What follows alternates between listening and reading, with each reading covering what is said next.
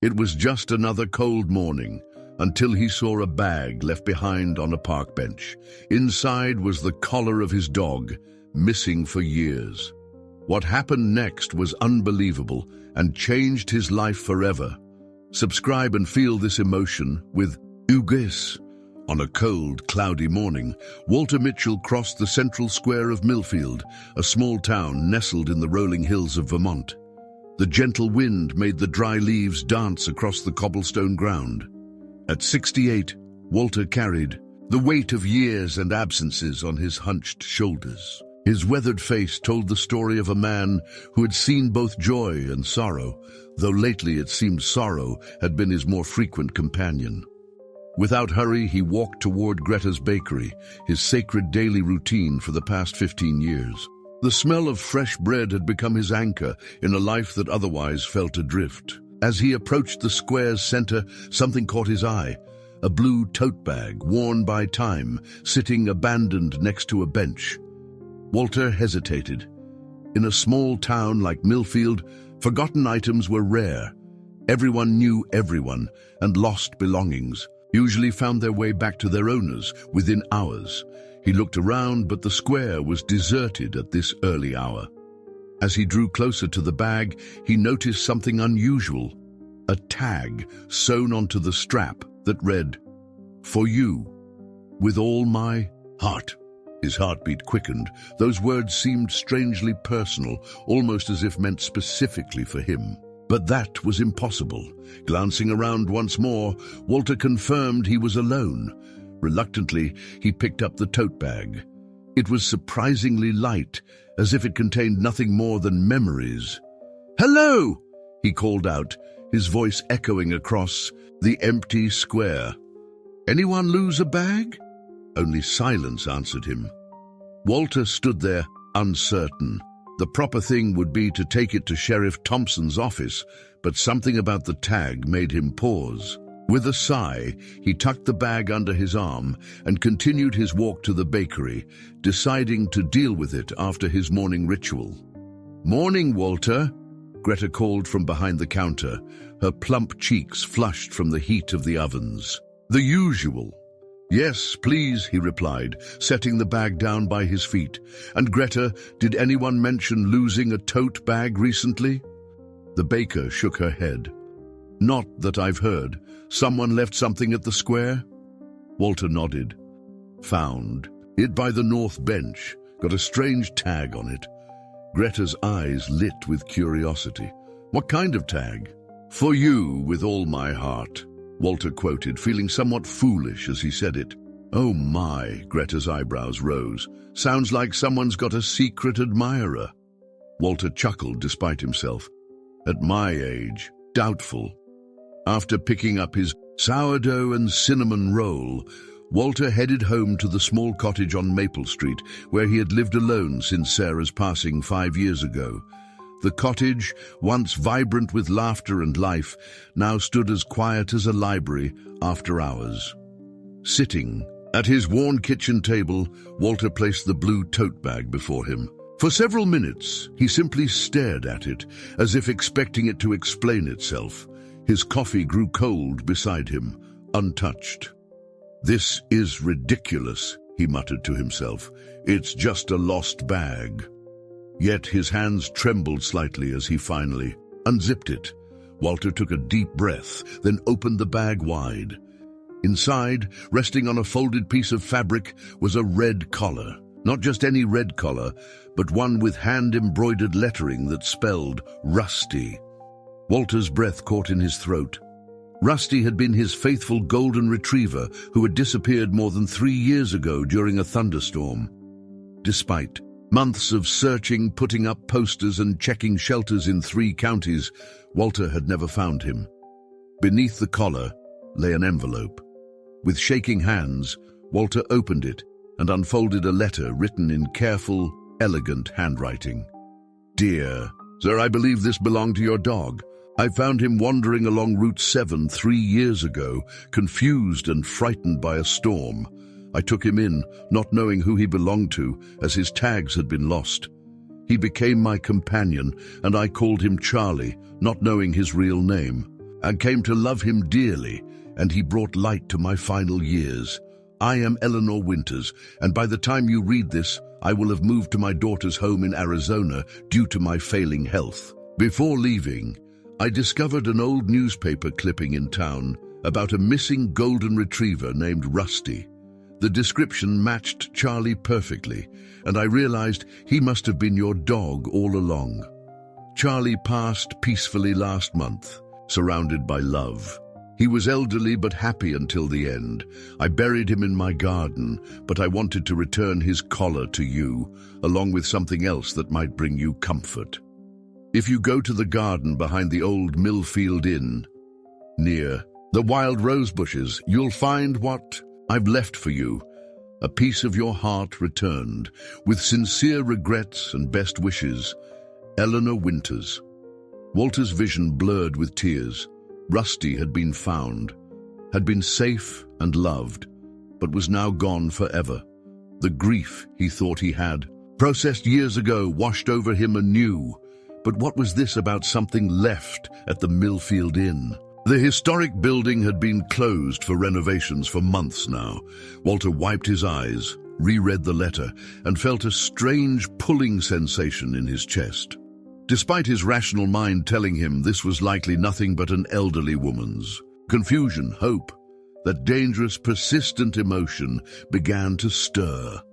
Walter grabbed his jacket and Rusty's collar, leaving his untouched breakfast behind. The Millfield Inn stood at the edge of town, a grand Victorian structure that had once been the pride of the community. Its gardens, once meticulously maintained, had grown somewhat wild during the renovation period. As Walter approached the back garden, his heart pounded so loudly he could hear it in his ears. The letter had been specific about the rose bushes, which grew abundantly along the garden's western wall.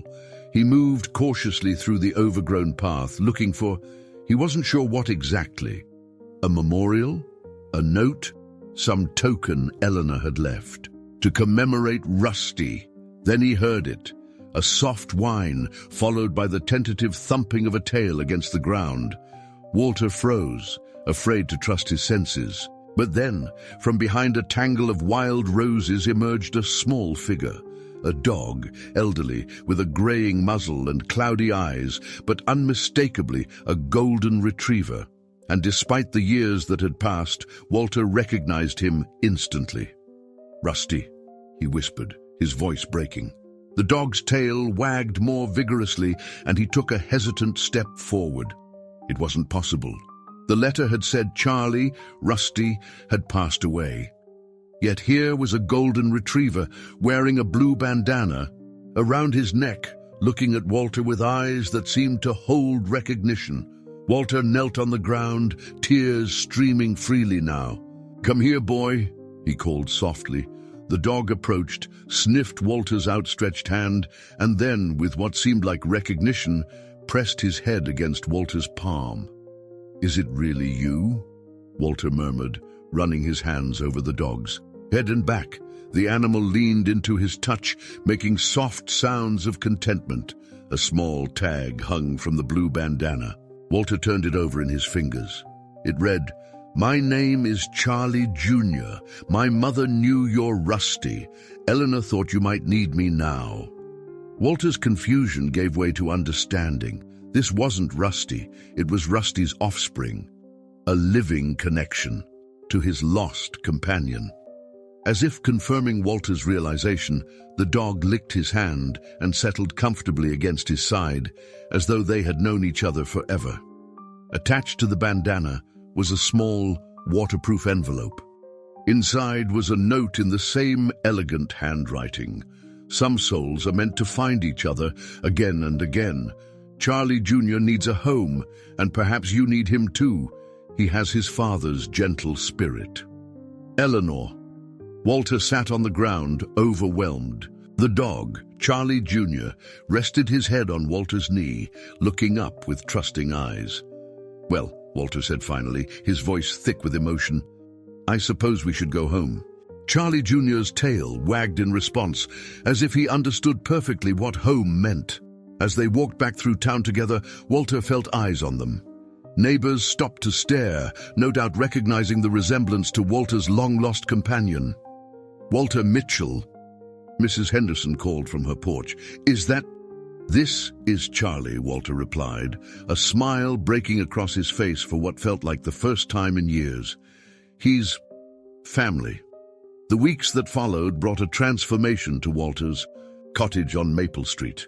Rooms that had been silent for years now echoed with the gentle clicking of paws on hardwood floors and the occasional soft bark. Walter found himself talking again, to Charlie Jr., to neighbors who stopped by, curious about the new addition to his household, and eventually to old friends he had drifted away from after Sarah's passing and Rusty's disappearance. "You've done wonders for him," Greta remarked to Charlie Jr. one morning when Walter brought him to the bakery. The dog wagged his tail as if understanding the compliment. "I haven't seen Walter this animated in years." It was true. Something had awakened. In Walter, a sense of purpose, perhaps, or simply the joy of companionship. He had established new routines, morning walks through Millfield Park, afternoon visits to the town square, and evening strolls along the river path. Places he had once avoided because they held too many memories now became favorite destinations. Walter also began the process of learning Charlie Jr.'s history. Through a series of calls to Arizona, he was able to speak with Eleanor's daughter, Jessica Winters. "Mom loved that dog, something fierce," Jessica told him over the phone. "When Rusty, Charlie Sr., as Mom called him, fathered a litter with our neighbor's retriever, Mom insisted on keeping one of the puppies, said he had his daddy's eyes." She mentioned in her letter that Rue, Charlie Sr., passed away, Walter said carefully. There was a pause on the line. "That's what Mom believes," Jessica said finally. "Truth is, when we were preparing to move her here, Charlie Sr. disappeared. We think someone might have taken him, but Mom was so distraught the doctor suggested we tell her he passed peacefully. With her memory issues, it seemed kinder." Walter gripped the phone tighter. "So Rusty might still be out there somewhere?" "It's been months, Mr. Mitchell, and he was already an elderly dog. I wouldn't hold out hope." But hope, Walter was discovering, was a stubborn thing. Despite Jessica's warning, Walter found himself scanning the faces of golden retrievers he saw on his walks, wondering if his original companion might someday find his way back just as his offspring had. It was a foolish fancy, he knew, but it gave him an extra reason to venture out each day. Charlie Jr. was proving to be a blessing in more ways than one. The dog's presence drew people to Walter, bridging the gap of isolation that had grown around him. Neighbors who had once simply nodded in passing now stopped to chat, and pet Charlie Jr. children who had previously viewed Walter as just another scary old man now begged their parents to let them say hello to the friendly dog with the blue bandana. But it wasn't all smooth sailing. One morning, Charlie Jr. collapsed during their walk. Walter rushed him to Dr. Burnside, Millfield's veterinarian. "He's got some health issues," Dr. Burnside said after a thorough examination. "Heart murmur, arthritis, and his blood work shows early kidney problems. Not unusual for a retriever his age, but it's going to require medication and regular monitoring." Walter stared at the list of prescribed treatments and their costs. On his fixed income, it would be a significant strain. "Do whatever he needs," Walter said firmly. "He's all I've got." Dr. Burnside gave him a sympathetic look. "I know he means a lot to you, Walter. Let me see what I can do about getting you some assistance programs." That evening, as Walter measured out Charlie Jr.'s new medications, there was a knock at his door. He opened it to find Greta standing there, a covered dish in her hands. "Heard about Charlie's vet visit," she said, bustling past him into the kitchen. "Brought you some dinner. And this." She placed an envelope on the table alongside the casserole. Inside, the envelope was $200 in cash. "Greta, I can't... It's not just from me," she interrupted. "The morning crowd at the bakery all chipped in when they heard. Charlie Jr.'s become everyone's favorite customer." Walter blinked back tears. "I don't know what to say." Say you'll let us help, and that you'll bring him by for treats tomorrow." Word spread quickly in Millfield about Charlie Jr.'s medical needs. Before the week was out, Becky Thompson, who ran the town's social media pages, had organized a fundraiser. "Help Charlie Jr. stay healthy," read the banner at the community center, where they held a bake sale and silent auction. The event drew more people than Walter had expected. It seemed everyone in town had a soft spot for the elderly man and his equally elderly dog. Walter found himself surrounded by neighbors offering support, sharing their own pet stories, and forming connections he had forgotten how to make. "Mr. Mitchell," called a voice as Walter was thanking Mrs. Henderson for her contribution. He turned to see a woman in her early 60s with salt and pepper hair and kind eyes. Something about her seemed vaguely familiar, though he couldn't place her. "Yes," he replied, absently scratching behind Charlie Jr.'s ears. "I'm Linda Carter," she said, extending her hand. "I saw the flyer about Charlie Jr., and I had to come." Walter shook her hand, still trying to place her face. "Thank you for supporting us. Charlie and I appreciate it."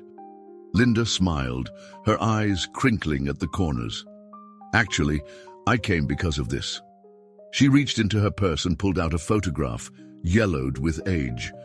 She handed it to Walter. The photo showed 2 children, a boy and a girl, standing in front of a Christmas tree. The boy, about 10 years old, had a gap-toothed smile and a cowlick that wouldn't stay down. The girl, slightly younger, had her arm around his shoulders, her expression serious despite the festive setting. Walter stared at the photo, a strange sensation spreading through his chest. "Where did you get this?" he asked quietly. "It's one of the few photos I have of us together," Linda said. "Before they separated us in the foster system." Walter looked up sharply, studying her face. "The serious little girl in the photograph." The eyes were the same. "Linda," he whispered. "Little Linda."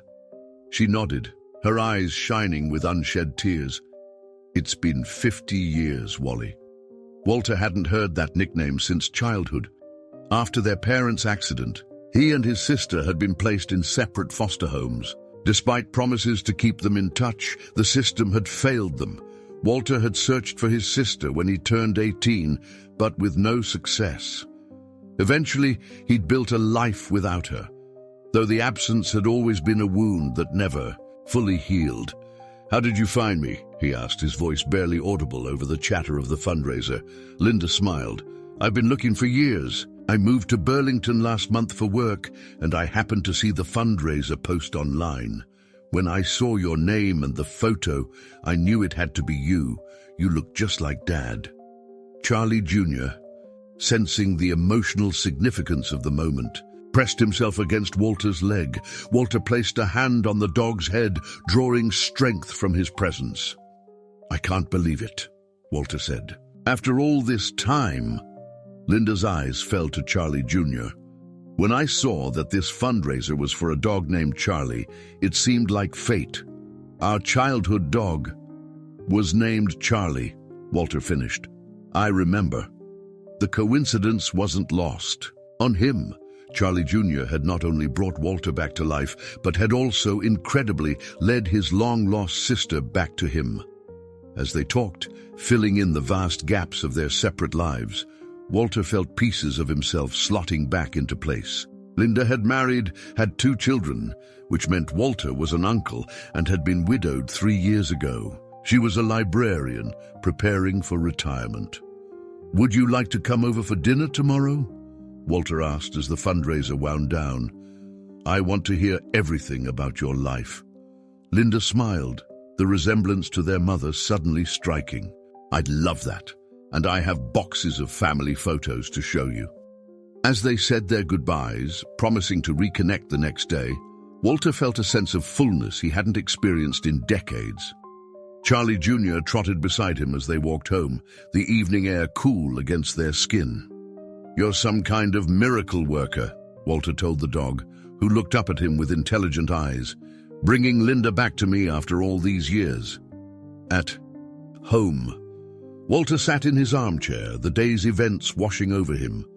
Charlie Jr. curled at his feet, his breathing steady and reassuring. Walter reached for Eleanor's letter, which he kept in a drawer beside his chair, and read it again. "Some souls are meant to find each other, again and again," he murmured, echoing Eleanor's words. He wondered about the mysterious Eleanor Winters, who had set so much in motion with her act of kindness. Had she somehow known that Charlie Jr. would not only fill the void left by Rusty, but would also lead Walter back to his sister? It seemed impossible, yet the timing was too perfect to be mere coincidence. As Walter drifted off to sleep that night, his dreams were filled not with the loneliness that had plagued him for years, but with images of family reunions, wagging, tales and new beginnings. For the first time in longer than he could remember, Walter Mitchell felt hopeful about tomorrow. Spring arrived in Millfield with an explosion of color. The cherry trees that lined Main Street burst into pink blossoms, and daffodils pushed through the soil in Walter's long-neglected garden. Walter found himself noticing these details again, as if the world had suddenly shifted from black and white into technicolor. The reunion with Linda had opened floodgates of memory and emotion. Every Sunday afternoon, they met at Walter's cottage, poring over old photographs and filling in the blanks of their separate lives. Charlie Jr. always sat between them, his head resting on Linda's lap as if he'd known her forever. "He reminds me so much of that stray we had growing up," Linda remarked one afternoon, scratching behind Charlie Jr.'s ears. "Remember how Dad would pretend to be annoyed when he jumped on the furniture, but we'd catch him sneaking treats under the table?" Walter nodded, smiling at the memory. Mom would get so mad at him for encouraging bad behavior.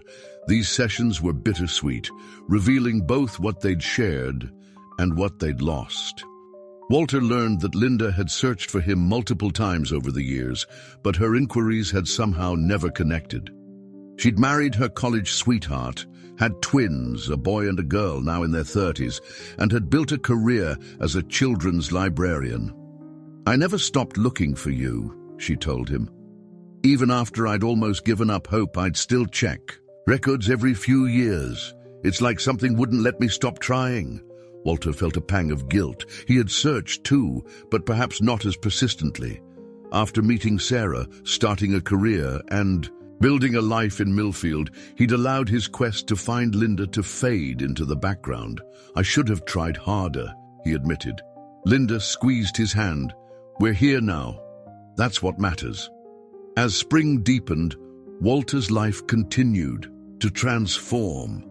The fundraiser for Charlie Jr.'s medical needs had been more successful than anyone anticipated, covering a year of treatments with money to spare. The extra funds went toward establishing the Charlie's Friends program at the local animal shelter, providing medical care for senior dogs awaiting adoption. Walter had become something of a local celebrity. People stopped him on his walks to ask after Charlie Jr. and to share their own stories of remarkable pets and unexpected reunions. The local newspaper even ran a feature on them, titled "New Leash on Life: How an Elderly Dog Brought a Community Together."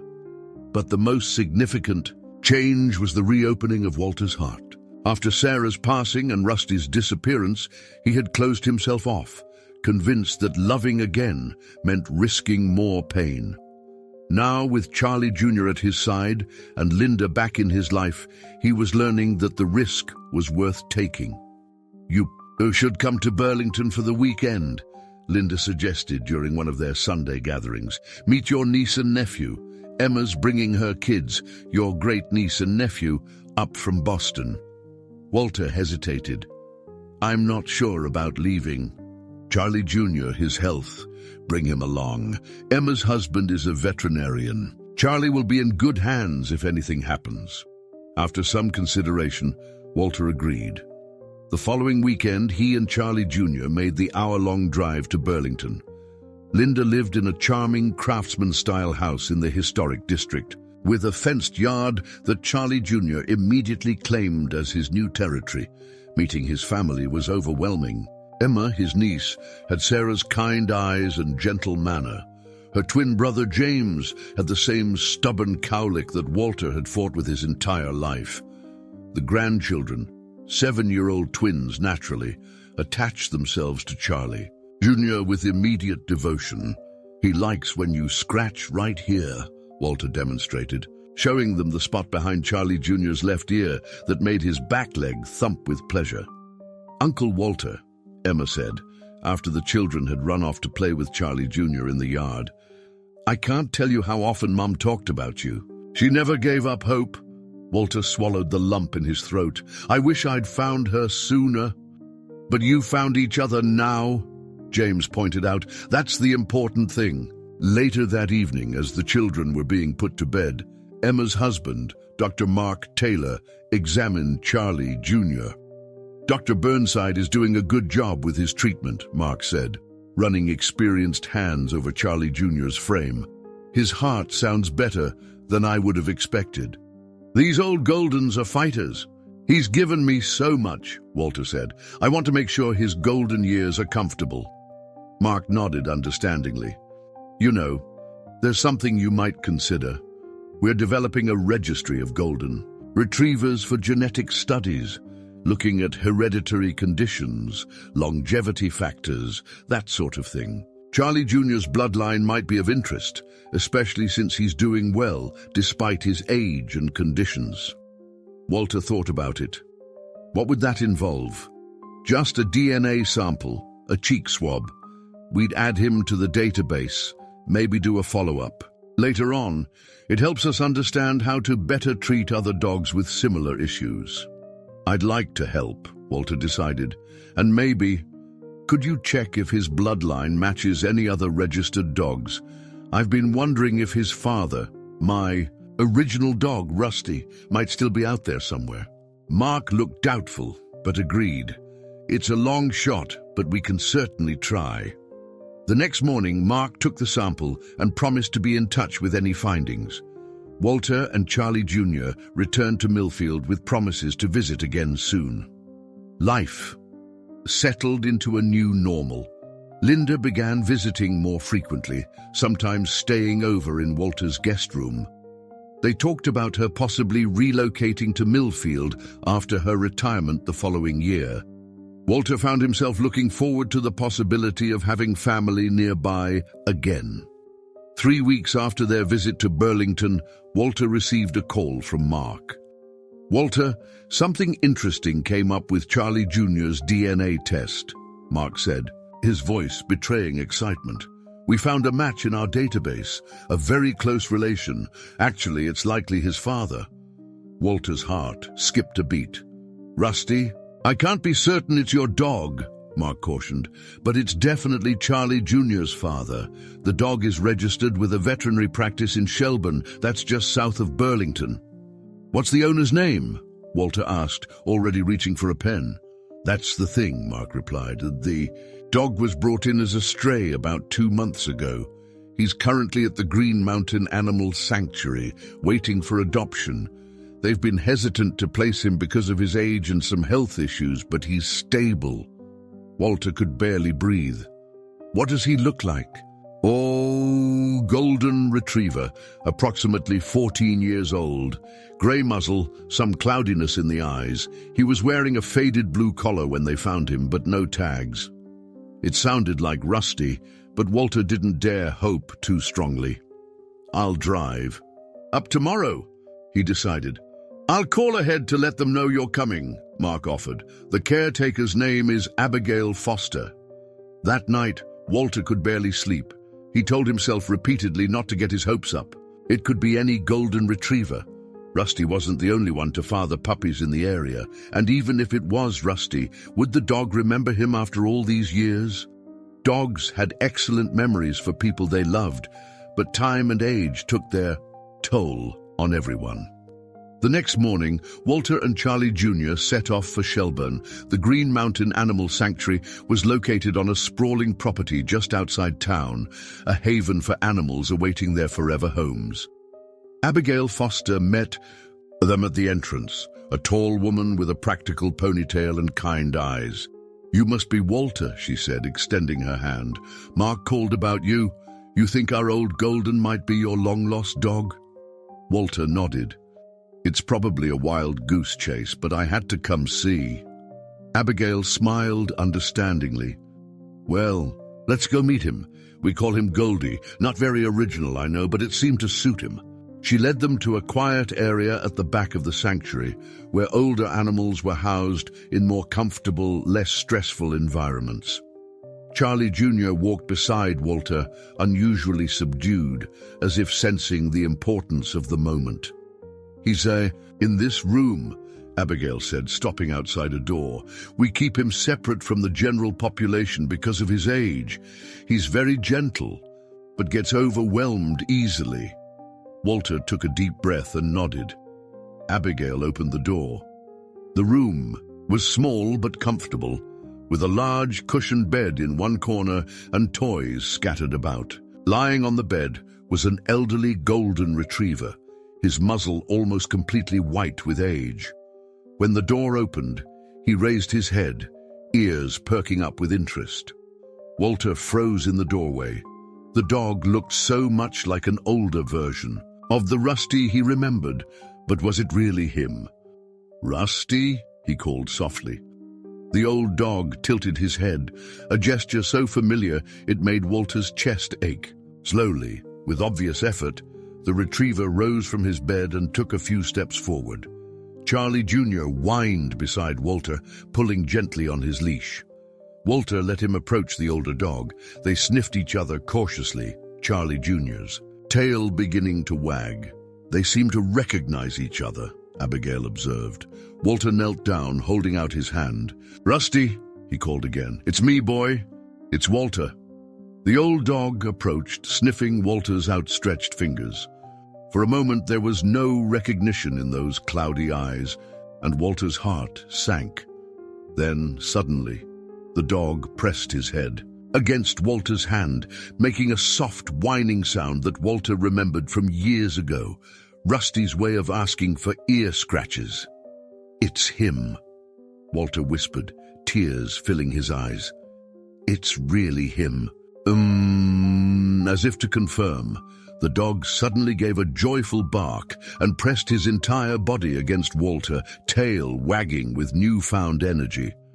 Walter wrapped his arms around the dog he had thought lost forever, burying his face in the familiar golden fur. Charlie Jr. joined the reunion, circling them both and wagging his tail so hard his entire body wiggled. "Well," Abigail said, wiping a tear from her own eye, "I think we've just witnessed a miracle." Later, as they completed the paperwork to release Rusty into Walter's care, Abigail shared what they knew of his journey. A couple found him wandering near a rest stop on Interstate 89, she explained. They brought him to a vet who scanned for a microchip but didn't find one. He was thin and exhausted, but otherwise in decent shape for his age. They brought him here when they couldn't locate an owner. Walter nodded, watching as Rusty and Charlie Jr. lay side by side in the sanctuary's reception area. "I can't believe he survived on his own all this time." "Dogs are remarkably resilient," Abigail said. "And I don't think he was on his own the whole time. His coat was too well maintained for a truly stray dog, and he clearly had some medical care. I suspect he had a home for at least part of the time he was missing." Walter thought of Eleanor Winters and her letter about finding Rusty, Charlie Sr., as she had called him, during a storm. According to Jessica, Eleanor had believed Rusty had passed away, but in reality he had disappeared again. Had he been trying to find his way back to Walter all this time? Summer arrived in Millfield with golden sunshine and warm breezes. Walter's cottage on Maple Street, once a silent testament to loss and loneliness, now buzzed with life. The garden, neglected for years, flourished under Linda's careful attention. Flowers bloomed in carefully tended beds, and a vegetable patch provided fresh produce for their family dinners. Inside, photographs that had been packed away in dusty boxes now adorned the walls. Pictures of Walter and Linda as children, their parents smiling from silver frames, and newer images of their extended family. Among them was a special photo taken the day Rusty came home. Walter seated in his armchair, flanked by Rusty and Charlie Jr., all three looking content in their reunion. Adjusting to life with two elderly golden retrievers had its challenges. Rusty's health was more precarious than Charlie Jr.'s, requiring special medications and a strict feeding schedule. Both dogs moved slowly, especially on rainy days when their arthritis flared up. Walter had invested in orthopedic dog beds for both, placing them in sunny spots throughout the house. "They're just like a couple of old men," Linda teased one afternoon as they watched the dogs napping in the dappled shade of the oak tree in Walter's backyard. "Doing everything together, right down to their synchronized snoring." Walter chuckled. "They make me look spry by comparison." The truth was, Walter had never felt more alive. At 70, he had expected to be winding down, not starting over. Yet here he was, with his sister back in his life, a growing extended family, and his beloved Rusty returned against all odds. Word of Rusty's miraculous return had spread through Millfield like wildfire. The local newspaper ran another feature. This one headlined, "Lightning Strikes Twice, Lost Dog Returns After 3 Years." The article detailed the remarkable chain of events: Eleanor Winters finding Rusty during a storm, caring for him until her health failed, sending Charlie Jr.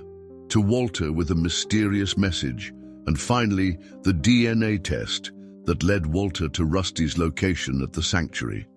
"It's like something out of a movie," Greta had said when Walter brought both dogs to the bakery for their weekly treat.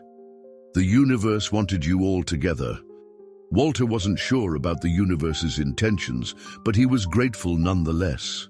His newfound celebrity status led to an unexpected opportunity when Becky Thompson approached him about starting a senior pet support program for Millfield's elderly residents. "We've got a lot of older folks in town who could benefit from pet companionship," Becky explained, over coffee at Greta's bakery. "But they worry about what would happen to the animal if something happened to them." "Your story got me thinking, what, Dee? If we created a network to ensure these pets always have a home?" The idea resonated deeply with Walter. He thought of Eleanor Winters, who had cared for Rusty during her final independent years, and how she had ensured Charlie Jr. would find a home after she moved to Arizona. What if everyone could have that peace of mind? "I'd be honored to help," Walter told Becky, his voice thick with emotion. "What did you have in mind?" The meeting with Becky became the catalyst for Golden Years, Golden Hearts, a community initiative matching senior citizens with senior pets and establishing a network of backup caregivers who would step in if needed. Walter became the program's spokesperson, his story of loss and reunion serving as a powerful testament to the importance of animal companionship for older adults. Sheriff Thompson donated space in the community center for monthly meetings. Dr. Burnside offered discounted veterinary care for participating pets. Greta provided pastries for the gatherings. It seemed everyone in Millfield wanted to contribute something to the program that had sprung from Walter's experience. The first official meeting of Golden Years, Golden Hearts drew more attendees than anyone had anticipated. Seniors curious about adopting pets, volunteers offering to serve as backup caregivers, representatives from the animal shelter, all gathered in the community center's main room, which quickly proved too small for the crowd. "I think we need a bigger venue," Becky whispered to Walter as they squeezed past latecomers trying to find standing room. Walter nodded, overwhelmed by the turnout. When Becky asked him to say a few words to open the meeting, he hesitated, unaccustomed to public speaking. But as he looked around the room and saw the interest and hope on people's faces, he found his voice. "6 months ago," he began, I was a lonely old man who had lost more than I could bear. My wife was gone, my dog had disappeared, and I'd given up on ever seeing my sister again." He gestured to Linda, who smiled encouragingly from the front row. Then a blue tote bag appeared on a park bench with a message that changed everything. Walter went on to tell the story of Charlie Jr., the reunion with Rusty, and his reconnection with Linda. "I'm standing here today because a stranger named Eleanor Winters cared enough to help a lost dog, and then to help a lost man. That's what this program is about, creating a community where no one, human or animal, has to face life's challenges alone." His simple words resonated with the audience. By the end of the meeting, they had 10 seniors interested in adopting pets, 15 volunteers for the backup caregiver network, and a local businessman offering to fund the program's administrative costs for the first year. "You've started a movement," Linda told him that evening as they reviewed notes from the meeting. "Who would have thought that finding a blue tote bag would lead to all this?" Walter shook his head in amazement. "Not me. I was just trying to get through each day." As summer progressed, Walter couldn't shake the desire to thank Eleanor Winters personally. She had saved Rusty, given him Charlie Jr., and inadvertently set in motion the events that led to his reunion with Linda. Through Jessica, he learned that Eleanor had been moved to a memory care facility as her condition deteriorated. "She probably won't remember any of it," Jessica warned when Walter asked about visiting. "Most days, she doesn't even recognize me." Still, Walter felt compelled to try. In late July, he and Linda made the journey to Phoenix, leaving the dogs in Emma and Mark's capable care. The memory care facility was bright and cheerful, with gardens, designed specifically for dementia patients and staff who clearly cared for their residents. Jessica met them in the lobby, her expression a mixture of gratitude and caution. "Mum's having a good day today," she told them, leading them through corridors filled with artwork and photographs. "But please don't be disappointed if she doesn't. Remember anything about your dog?" Walter nodded, clutching a small photo album he had prepared, pictures of Rusty and Charlie Jr., their reunion, and the community events they had inspired. "I just want her to know what a difference she made." Eleanor Winters sat in a sun-filled common room, a small woman with silver hair and alert blue eyes. When Jessica introduced Walter and Linda, she smiled politely, but without recognition. "Mom," Jessica said gently, taking a seat beside her mother, "this is Walter Mitchell. He owned the golden retriever you found during the storm, the one you called Charlie." Eleanor's brow furrowed slightly. "Charlie. My Charlie." Walter sat on Eleanor's other side, opening the photo album. "Yes, Ma'am. You took care of my dog Rusty for several years. You called him Charlie, and you sent me his son, Charlie Jr., with a beautiful message." Eleanor stared at the photographs, her fingers tracing the image of the 2 golden retrievers. For a moment there was no response, and Walter thought perhaps the memories were too far gone. Then unexpectedly, her eyes filled with tears. "I remember him," she whispered, her voice suddenly stronger. "Such a gentle soul. He came to me during the storm, so frightened. We took care of each other." Walter reached for her hand. "You saved him, and then you brought his son into my life when I needed him most. Because of you, Rusty eventually found his way back to me, and my sister Linda found me after 50 years apart." Eleanor looked up, confusion briefly clouding her features, before a smile spread across her face. "Everything finds its way home eventually," she said with sudden clarity. "Souls that belong together always find their way back." The words echoed those from her letter, and Walter felt a chill run down his spine. For the rest of their visit, Eleanor drifted in and out of lucidity, sometimes recognizing the dogs in the photos, other times politely listening as if hearing the story for the first time. But those few moments of connection were enough for Walter. He had been able to thank the woman who had set so much in motion with her act of kindness. As they were preparing to leave, a staff member approached them. "Mrs. Winters doesn't get many visitors," she said quietly. "Your visit today has been good for her. Would you mind if I put one of your photos on her memory board? Sometimes having visual reminders helps trigger recollections." Walter handed her the photo of himself with Rusty and Charlie Jr. "I'd be honored, and please tell her if she asks that her dogs are doing well." The trip to Arizona had another unexpected benefit. Seeing the memory care facility where Eleanor lived gave Walter and Linda ideas for expanding the Golden Years Golden Hearts program. "What if we brought therapy dogs to places like that?" Linda suggested on their flight home. "Dogs like Charlie, Junior and Rusty are so gentle and patient. They could bring comfort to people with dementia." Walter considered the idea. "We'd need to get them certified as therapy animals. At their age, I'm not sure if they'd qualify. Maybe not them specifically," Linda conceded. "But we could work with the animal shelter to identify potential therapy dogs. It could be another branch of the program." By the time they landed in Vermont, they had sketched out a plan for Golden Hearts Therapy, an extension of their original program that would bring suitable dogs to nursing homes, memory care facilities, and hospitals throughout the county. "Seeing Eleanor made me realize how important connection is," Walter reflected as they drove home from the airport. "Even when memories fade, the feeling of being with someone or something you love remains." Linda nodded thoughtfully. "That's profound, Wally. Since when did you become a philosopher?" Walter laughed. "Since a blue tote bag turned my life upside and down." Back in Millfield, life continued its pleasant rhythm.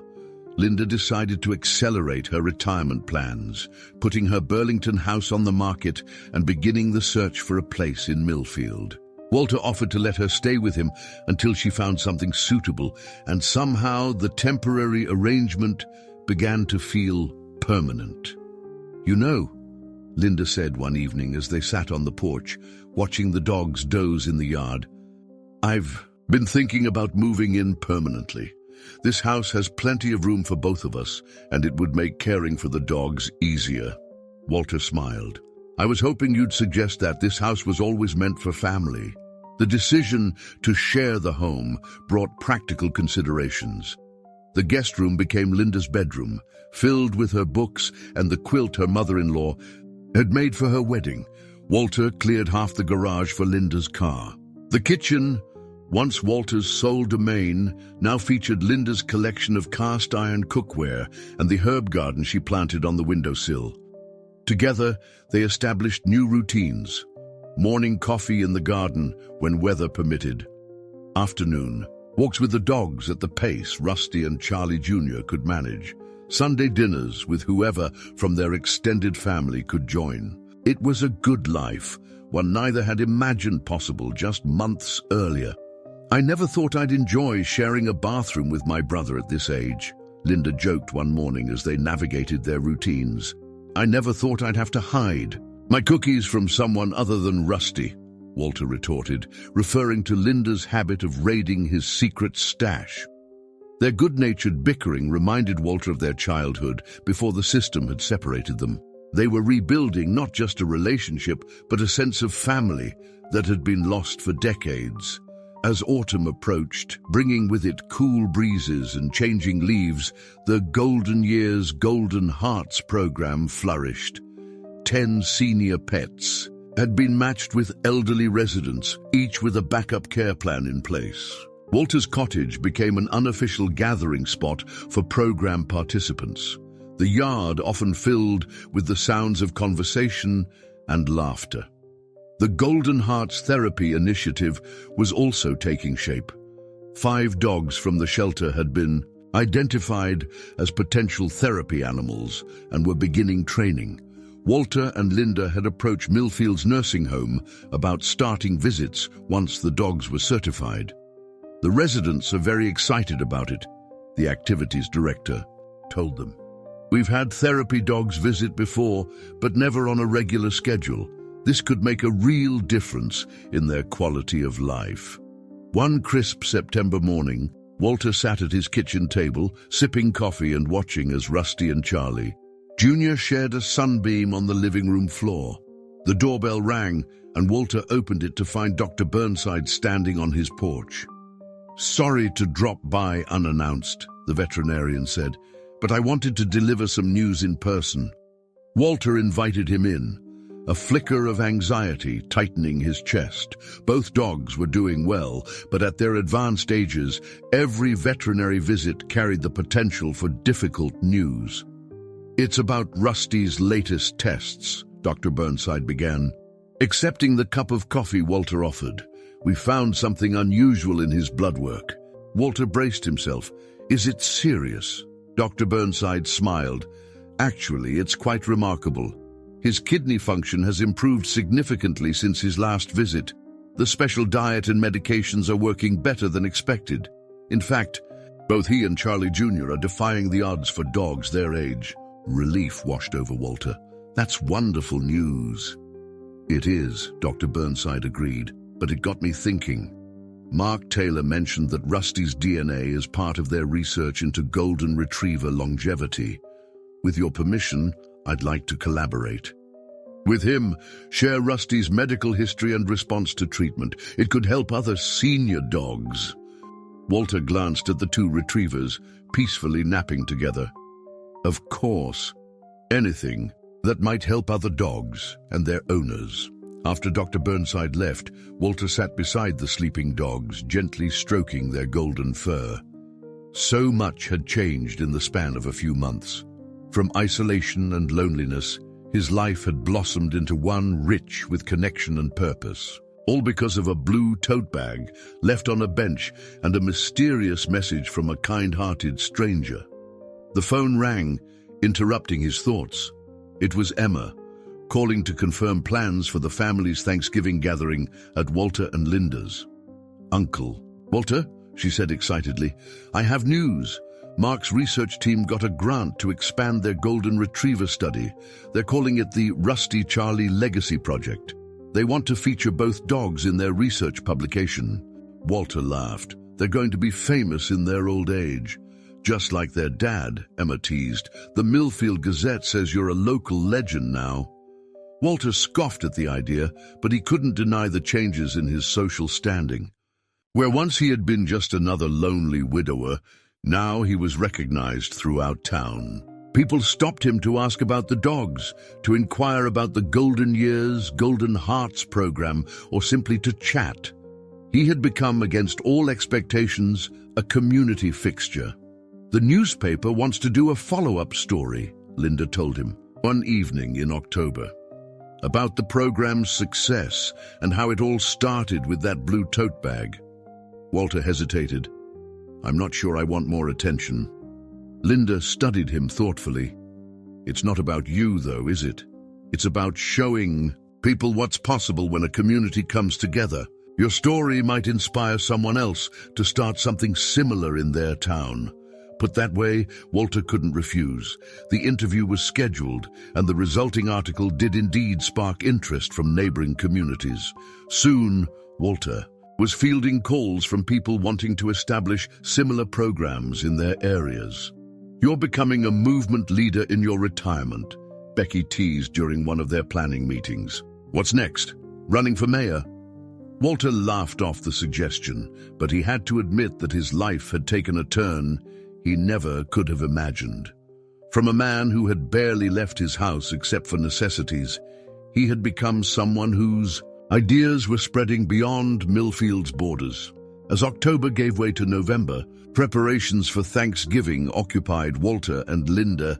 The house was cleaned from top to bottom, guest rooms prepared for Emma, Mark, and the children, and Linda undertook an ambitious baking schedule that filled the cottage with delicious aromas. Rusty and Charlie Jr. supervised these activities with dignified interest, occasionally stealing unattended dinner rolls or accepting samples of turkey from Linda, who pretended not to notice Walter's knowing smiles. "I've never cooked," Thanksgiving dinner for this many people, Linda confessed one evening, reviewing her extensive to-do list. What if I mess something up? Walter squeezed her shoulder reassuringly. Then we'll order pizza and laugh about it for years to come. That's what family does. Linda smiled, leaning into him. When did you get so wise? About the same time. A blue tote bag changed my life, he replied. The night before Thanksgiving, with the house quiet and Linda already asleep in her room, Walter sat in his armchair, Rusty and Charlie Jr. at his feet. He held Eleanor's letter, rereading the words that had changed everything. Some souls are meant to find each other, again and again. Walter gazed at the photographs on his walls, his parents, Sarah, Linda, his niece and nephew, the great-nieces and nephews, family lost and found, and beside all of them, the faithful companions who had, in their own way, brought everyone together. Outside, snow began to fall, the first of the season. Rusty lifted his head, always sensitive to changes in weather. Walter reached down to scratch his ears. It's all right, old friend, he murmured. We're home now, all of us. Rusty sighed contentedly and returned to his nap, pressed against Charlie Jr.'s side. Walter watched them, these two miraculous beings who had defied time and distance to find their way back to him. Tomorrow, the house would be filled with the chaos and joy of family, laughter, stories, children playing with the patient old dogs. Thanksgiving morning dawned bright and cold, the world outside transformed by the overnight snowfall. Walter rose early, as was his habit, and found Linda already in the kitchen, coffee brewing and pie dough being rolled. Couldn't sleep, she explained. Too excited. By noon, the house was filled with family. Emma and Mark arrived with their children, who immediately sought out the dogs, showering them with the gentle affection Walter had taught them. James and his wife followed shortly after, bringing side dishes and wine. As Walter surveyed the scene, his sister directing traffic in the kitchen, the children playing board games in the living room, the dogs soaking up attention from anyone who would provide it, he felt a fullness in his chest that had nothing to do with the impending feast. Penny 4. Your thoughts? Emma said, joining him by the window. Walter smiled. Just thinking about how different this Thanksgiving is from last year's. I ate a frozen dinner and went to bed at 8. Emma slipped her arm through his. And now look at you, patriarch of a bustling family, community leader, dog rescuer, extraordinaire. Walter chuckled. I don't know about all that. Uncle Walter, Emma said seriously, do you have any idea how much you've inspired us? Mum told us how you never gave up looking for her, and then you never gave up on Rusty, even after years had passed. You've taught us what it means to be faithful to the people and animals we love. Walter felt his eyes grow damp. Thank you for saying that. When dinner was finally served, Walter found himself at the head of the table, surrounded by the family he had lost and found again. Linda had insisted he say a few words before they ate. I'm not much for speeches, he began hesitantly, but I do want to say how grateful I am to have all of you here. A year ago, I was alone, convinced that the best parts of my life were behind me. Now I know better. Life has a way of surprising us, of bringing back what we thought was lost forever. Sometimes, all it takes is a blue tote bag left on a bench to set everything in motion. He raised his glass. To family, found, restored, and cherished, and to the mysterious ways life brings us back to where we belong. To family, they echoed, glasses clinking around the table. Later, as the evening wound down and guests departed with leftovers and warm hugs, Walter and Linda stood in the doorway, waving goodbye to Emma's family as they drove away. They'll be back for Christmas, Linda said, closing the door against the cold. I can't wait, Walter replied honestly. They moved about the kitchen in comfortable silence, washing dishes and storing leftovers. The dogs lay under the table, exhausted from the day's excitement. I've been thinking, Linda said as she dried the last plate. Eleanor's words about souls finding each other. Do you think that's true? Walter considered the question. I don't know about souls exactly, but I do believe that some connections are too strong to be broken, even by time or distance or circumstance. Look at us, 50 years apart, and yet here we are, washing dishes together like we've done it all our lives. Linda smiled. And Rusty, finding his way back to you after all this time. Exactly, Walter agreed. Some things are just meant to be. As they finished cleaning up, Walter thought about the blue tote bag, still kept in his closet. Such a simple object to have carried so much meaning. Life, he reflected, often worked that way. Small moments becoming turning points, chance encounters, changing everything. That night, as Walter drifted off to sleep, he felt a sense of contentment he hadn't known in years. His dreams were no longer of loneliness, but of belonging, of a full house and a full heart, of second chances and homecomings. And it had all begun with a forgotten blue tote bag on a park bench. Dear listeners, we hope that Walter and Rusty's journey of reunion and rediscovery has touched your hearts. Their story reminds us that sometimes the things we believe are lost forever find their way back to us in the most unexpected ways. For more heartwarming tales that explore the deep bonds between humans and their animal companions, we've created a special playlist you'll find by clicking to your left. If Walter and Rusty's story moved you, please don't forget to subscribe to our channel and leave a like on this video. Every day, we bring you unique stories that explore the complexity, beauty, and resilience of the human spirit. Join our community. In the comments below, we'd love to hear about your own stories of remarkable reunions or the special animals that have changed your lives. Until our next story, remember that